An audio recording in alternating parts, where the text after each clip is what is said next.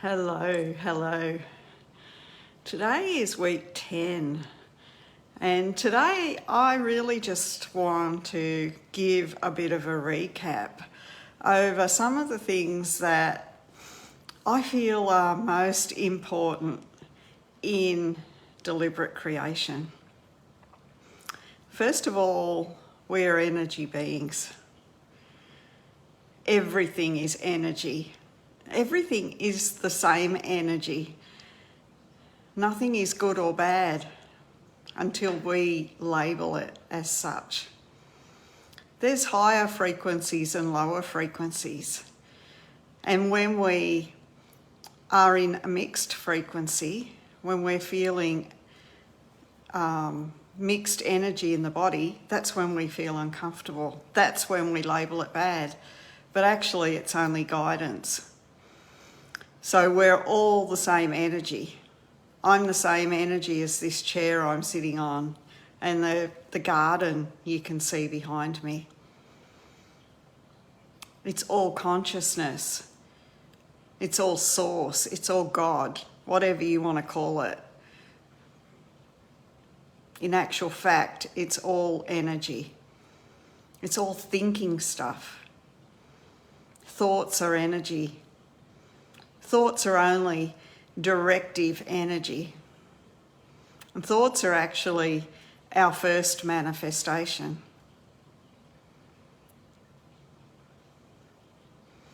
Thoughts are the birthplace of everything we see, everything we feel, everything we do.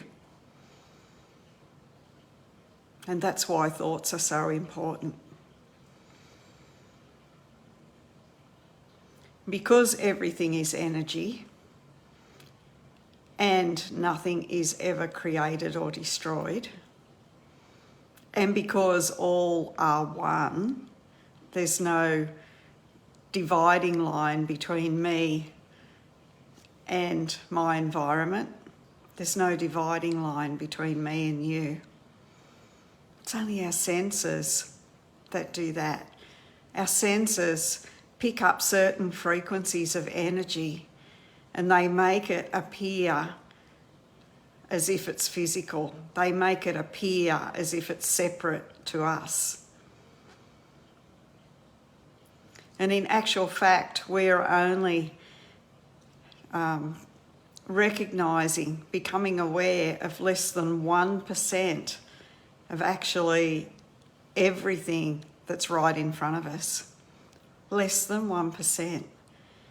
That means there's more than 99% of everything all around us. Everything we desire exists right now. Nothing's created or destroyed. Every possibility exists. And when we can really grasp this, it takes away all the worry that we haven't got what we need.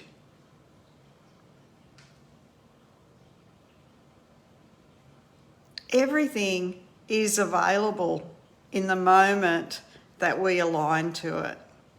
And how do we align to it? We think, which causes feeling, which causes action, which causes our frequency to shift and to align with what we desire, or not, depending on our perspective, on our belief, on our vibration. There's another very important truth. Everything, because it's consciousness, is happening in our mind. And what is mind? Mind isn't our brain. Our brain's only an electronic switching station. Mind is consciousness. Mind is in every cell of our body, and it's outside of us. There is only one mind. The mind that I use is the same mind that you use. what I'm aware of as my thoughts are only part of the thoughts that are available to everybody. Some people can read other people's minds.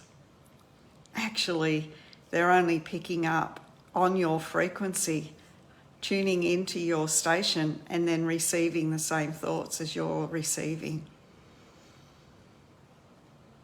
Because there's only one mind, means we've got access to all thought. We have access to every question that we can imagine and the answer. We have access to every solution. We have access to higher knowledge. But we must be a vibrational match to it. Remember, energy exists on an infinite number of levels.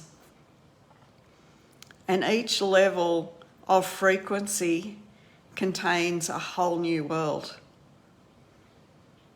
When I say world, that is according to how we translate it.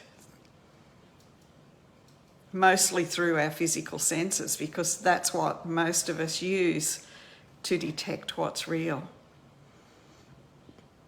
And what's real anyway?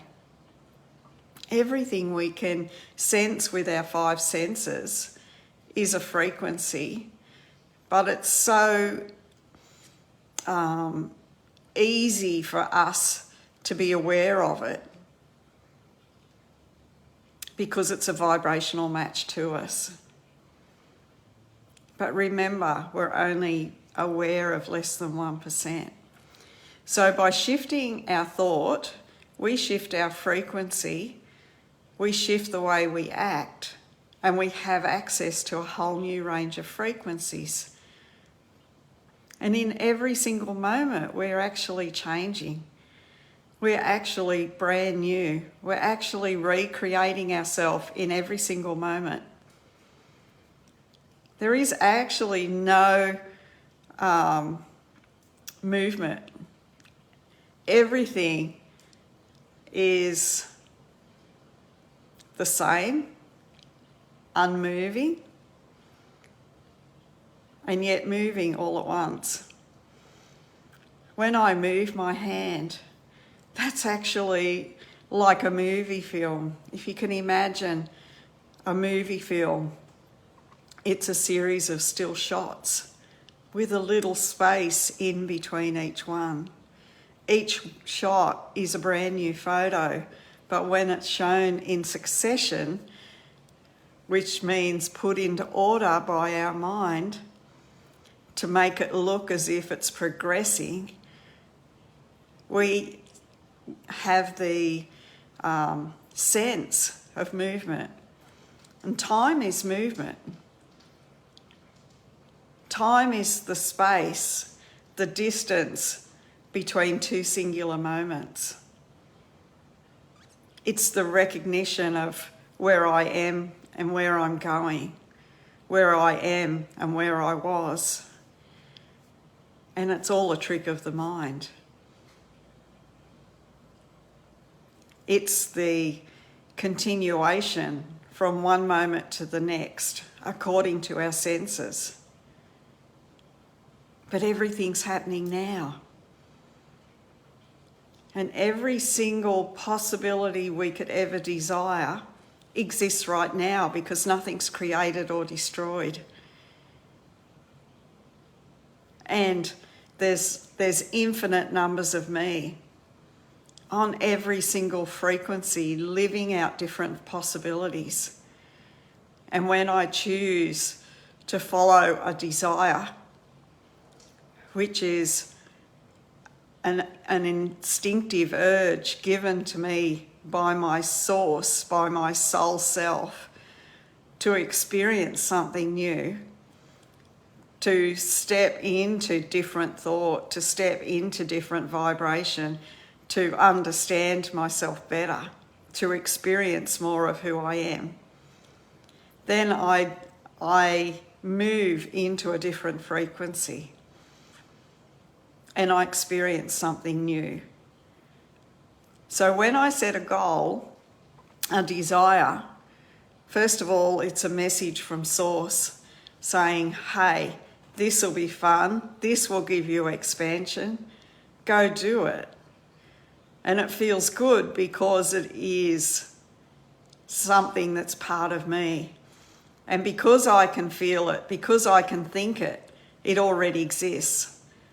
I can't imagine, I can't think, I can't feel anything that doesn't already exist. So anything we can imagine already exists. And that should be proof enough that imagination is real. Because every time we imagine something, we're tuning in to a new version of self. And a lot of people think goals are to get, they're for the stuff. And we do end up getting stuff, and that's the joy of the physical world. But it's actually us perfecting ourselves.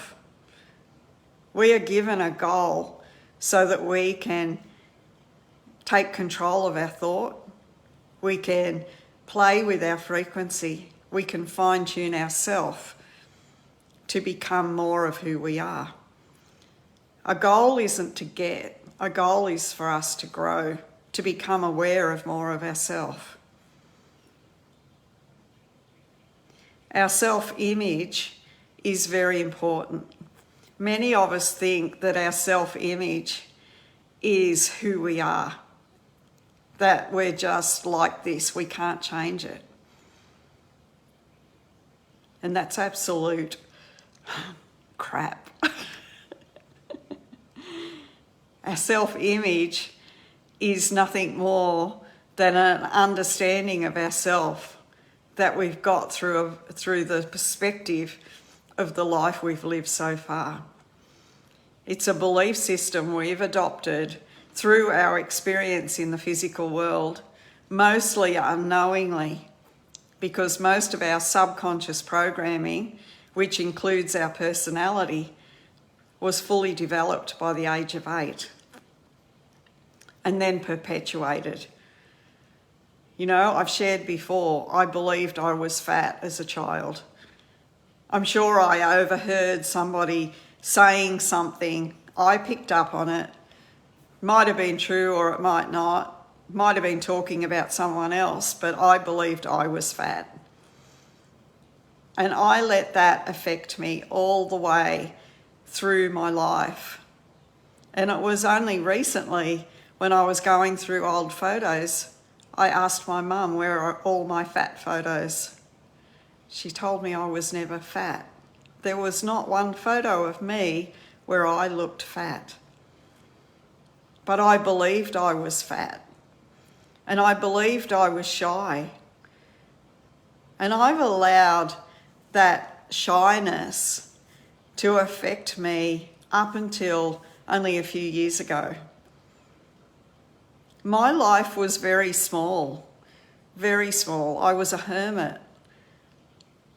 I wouldn't go anywhere or do anything that wasn't familiar. I was afraid of making a fool of myself, of saying the wrong thing. I was afraid of what others thought. It was better to play safe than to be made fun of.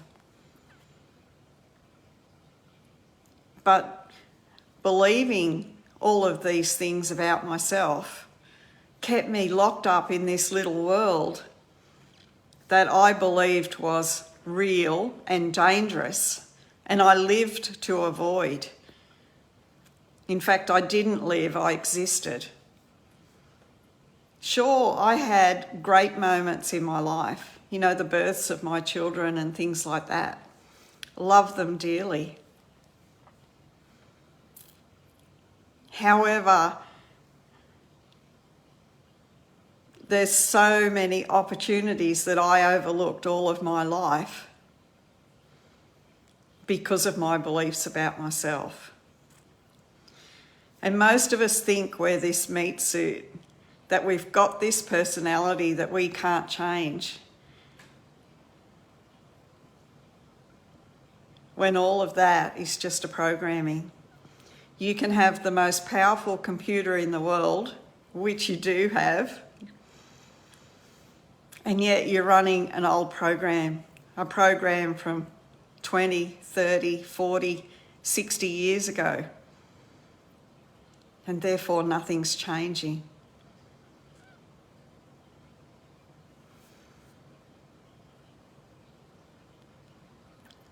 We are the only creature, as far as we know, in this physical world, on this planet, that has the ability to create their own world. All the little animals, the plants, they all live by instinct. They live in their world guided by this innate guidance that they've got. And they don't think about all the things that could go wrong. They don't worry themselves to death. They don't make up in their imagination all the things that could go wrong. They don't trap themselves in fear. You know, a deer could be eating grass and suddenly a lion comes out from under the undergrowth. Instinct kicks in, it runs like crazy, and it manages to escape. And that single moment when the lion gives up, the deer goes back to eating grass. It doesn't think, oh my God, that was close. I can't eat grass, I can't stand out here anymore. I've got to go and hide somewhere. What if that lion comes back? It lets go of the past.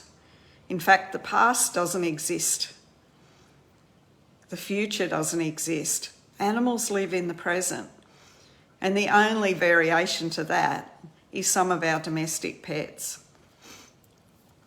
Dogs and cats take on some of the human traits by being in our environment. So we have the ability to create our world, but most of us are so busy thinking about and focused on and worrying about our current world that we keep recreating it over and over and over and over again. You know, the moment we turn our consciousness off, our physical world is gone. When we go to sleep at night, the physical world isn't there. In between each slide of the movie, we are non-physical, 100% non-physical. So we are like completely non-physical, having this physical experience, which we call real, when in actual fact, it's all happening inside of our consciousness. It's like a movie or a video game that we've got so enthralled with that we've forgotten that it's a movie or a video game. And we get ourselves locked inside this game and forget that we are the one holding the control. Maxwell Maltz wrote a book called Psycho-Cybernetics.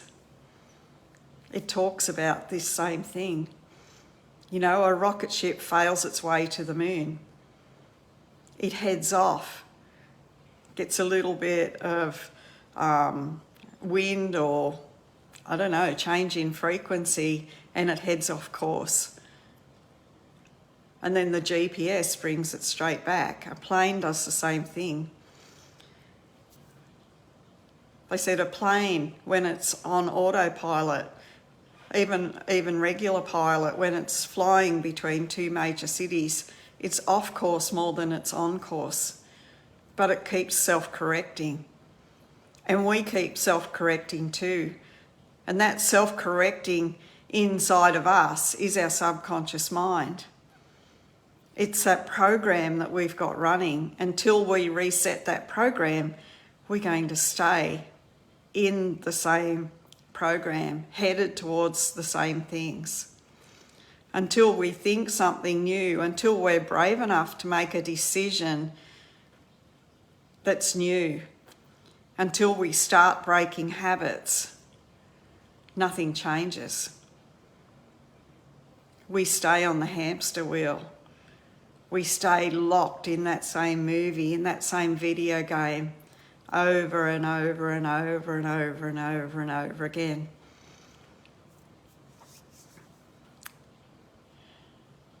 And we think that it's the same, but nothing stays the same.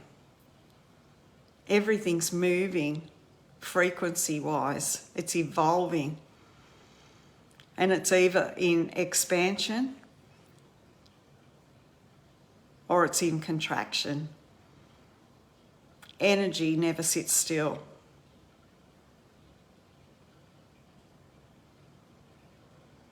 If we're not in expansion, if we're not choosing new thought, new feeling, new experience, then we're in contraction. And guess what? That's what aging is. That's what sickness is. That's what disability is. That's what boredom is. That's what fear is. Fear is telling us that we're actually in contraction.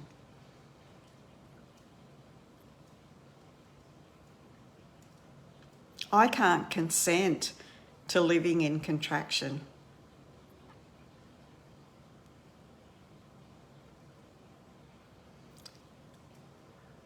Because we are energy beings, because expansion is natural to us, because increase is natural. Look at nature.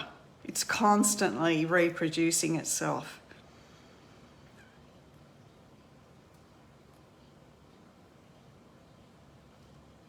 And because we are beings of expansion, we get desires for more. Yet so many of us believe that we can't do that more.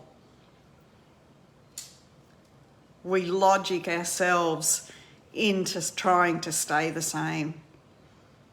Logic is part of the subconscious programming.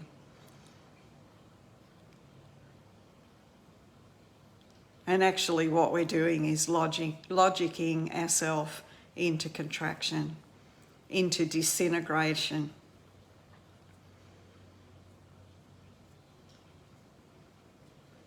I can't consent to play small knowing what I know. So many of my friends have said to me, I don't know what my purpose is. I can't do something new until I know my purpose. What if I get it wrong? You know what? We are creators. I believe the purpose of every single one of us is to create. And we're guided into the right creation by the desires that we have. And so many of us judge not only ourselves and each other, and when we judge each other, we're actually judging ourselves because we only connect to ourselves. There's nothing other than ourself out there. So our frequency determines which part of any other person we connect to, that frequency being part of who we are. So when we judge another, when we judge a circumstance, when we judge ourselves as being incapable, that's a sure sign we're in programming. And we've got to really become aware of that and step outside of it and say, hang on, you know, this feels uncomfortable, this feels limiting. And be brave enough to go after those goals, realising that it is a message from your inner self, from your broader perspective. guiding you towards something really delicious. Understanding that we're creators, that we're here to create, we can't get it wrong. And if we create something that appears to be uncomfortable, know that it's a gift. Everything that we meet in this life is feedback for us. Either we're thinking about something in a perspective that makes us feel uncomfortable, or it's showing us what is being expressed from within ourselves. And it's not to judge ourselves from, but it's to refocus. And when we've got a goal, something we're really passionate about, that becomes our GPS. That gives us guidance moving forward. And once we lock in on that desire, when we make the decision that that's what I'm going for, that's who I'm going to become. Because remember, the goal is for us to grow. It's stepping into that new version of the self. Then we can say to everything that is not taking us towards our goal, no, that's not for me right now. This is where I'm going.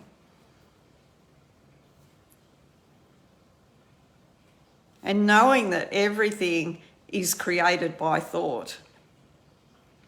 When things get overwhelming, it's easy to come back to, oh yeah, it's all happening in my consciousness.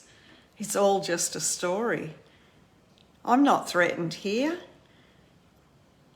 I'm always untouched by anything in this physical world. I'm the witness behind all of this. I get to enjoy even what this human self is hurting from, because the true me is taking expansion from it.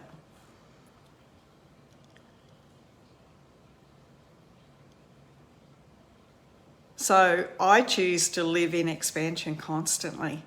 I choose to play as full out as I can. I choose to discover as much of me as I can in this lifetime, because I know that as I play full out, I become aware of more of myself. And as I do that, I become more and more whole. And life becomes more and more delicious. I've got total respect for myself, understanding the power that I am. You know, we're all powerful beyond understanding.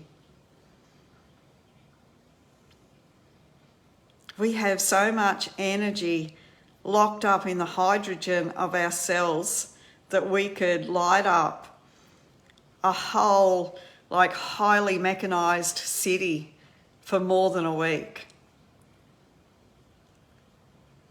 That's the energy of who I am and who you are. So to say I'm tired is a command to your body to close down and to lessen the flow of frequency through you. It never actually cuts off. Even after we're dead, we're not dead. But why would you be tired when you've got this flow of infinite source energy available to you in every moment?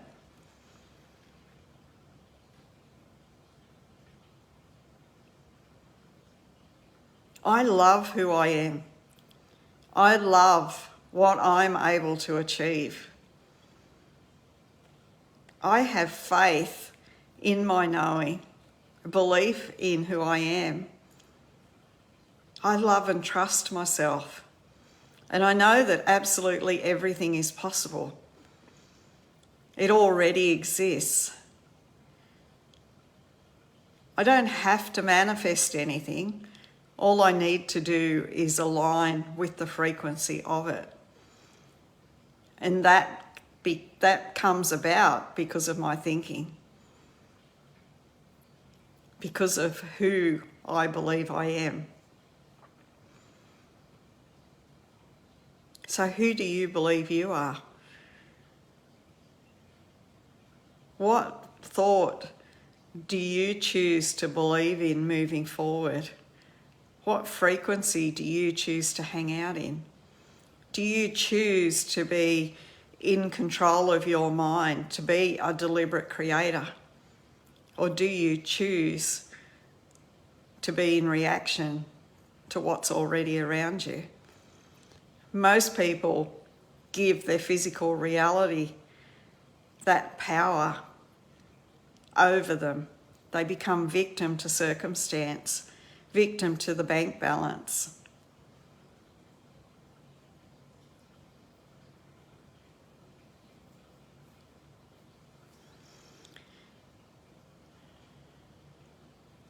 Thank you for being with me today. Thank you for participating all the way through. I look forward to chatting with you again next week. You know, as a consultant for the Proctor Gallagher Institute, I feel so incredibly blessed to be able to hold the hands of my clients and walk them through a 6-month journey, through a program created by Bob Proctor and his team, and to clarify and hold accountable those who choose to say yes to themselves, those who choose to take the journey. And to witness, to watch and to witness people's lives transform as they open up to who they are is absolutely incredible. You know, a lot of people know up here in their mind, which isn't really up here, but, you know, they know logically through what they've been reading or watching on YouTube or taking part in through courses that they're the creator of their world, but they're not living it. And until we actually live it, we don't embody it. It doesn't become part of our subconscious programming. And it's nothing more than a fancy. We have to live the truth of who we choose to be. And until we do that, nothing is going to change. If we want to create a certain thing, we've got to live that self. That is the frequency of the self who has that thing. It's through awareness of who we are, of what's available, of what is right here before us, that we get to experience it. You know, I think I see this glass because it's here. I think I'm aware of it because it's here. But actually, everything is here. And I'm only aware of this because I'm aware of it. It's here because I'm aware of it, not the other way around. Most people think they're aware of things because they're here. But actually, 99% or more is right here in front of us that we're not aware of. We have to make ourselves aware of all of this other stuff before we can experience it in our world. And we can't do that from living in the frequency of the being we are now. If we could, we'd already have it. So have an absolutely beautiful day.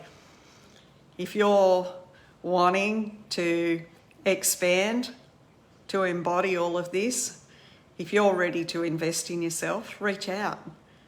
I would love to have a chat with you, a one-on-one, about, you know, this course or about my online business. And I'm supporting so many beautiful souls who have aligned with me in the business as well to actually embody these teachings, to get a better understanding of who they are and their place in this world. And actually, the world is in its place through us. We are the cause.